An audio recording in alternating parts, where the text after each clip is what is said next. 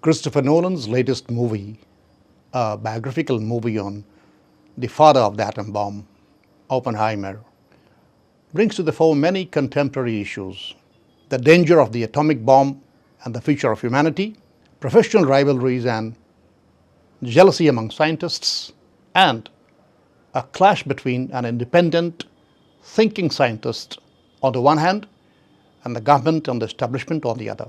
But above all, the movie brings to the fore the great moral dilemma faced by a conscientious scientist in carrying out his professional work.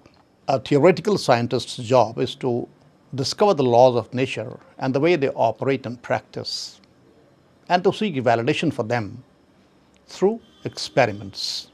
Oppenheimer was a theoretical physicist working, among other things, on subatomic particles and nuclear physics.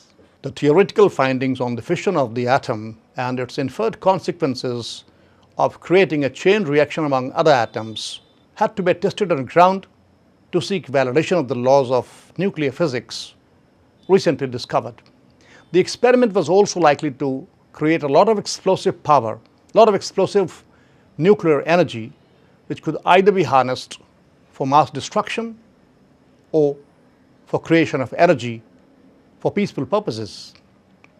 The government of the USA asked Oppenheimer to go for the experiment, leading a team of scientists to create an atomic bomb before the Nazis could do it or before the Russians could do it. That was the perspective of the US government for funding and sponsoring the project. On the other hand, as a scientist, Oppenheimer's priorities must have been different: to test the validity of the laws of physics, nuclear physics, on ground, which remained untested till that date. But he was aware of the consequences. There was a vague possibility that the chain reaction of split atoms at the test site could lead to a chain reaction in the atmosphere throughout the world. This could have had catastrophic consequences for entire humanity. Yet he did not quit the project. He did not resign. He settled for the belief that the possibility of such a catastrophic chain reaction was near zero. But near zero is very different from zero. And this is what he told the near zero theory to his military boss also in the film. So he was concerned about the matter, and certainly he was in the middle of a dilemma. But it appears that his dilemma was suppressed within his subconscious mind by his desire to excel, succeed, and to attain glory. After the success of the atomic explosion, Oppenheimer felt guilty, and he started feeling that such a devastating power must remain under the control of an international authority like United Nations. He even made the suggestion to the US president when he met him in his chamber after the successes of the atomic explosion, the atomic bomb.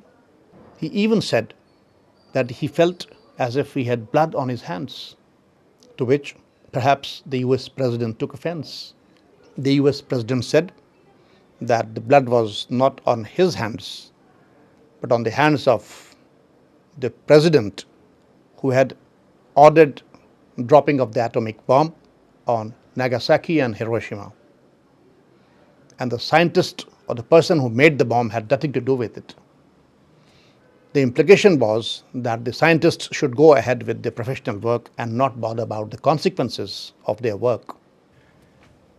The greater moral dilemma that arose thereafter was that whether a scientist should mind only his work, his research, and the experiment, or should also be concerned with the larger impact on the society. This was a truly real dilemma which every conscientious scientist must be struggling with. It's a very interesting story how Oppenheimer, in his later life, struggled with this moral dilemma which he faced. The movie indicates that Oppenheimer had been studying Sanskrit to read the Bhagavad Gita in original. The movie also shows that when the first atomic explosion took place, Oppenheimer recalled a verse from the Bhagavad Gita, I am become death. Not everybody knows that the Bhagavad Gita was also spoken to resolve a very severe moral dilemma of Prince Arjuna right on the battlefield. Prince Arjuna was a bosom friend and a follower of Lord Krishna, who is believed to have been an incarnation of God the Supreme. To resolve Arjuna's moral dilemma, Bhagavad Gita had to be spoken, and of course, during the dialogue between the two, many larger philosophical and metaphysical issues came up. That's a different story. In the next episode, we will examine the great Bhagavad Gita connection of Oppenheimer. Till then, Hari Sharanam.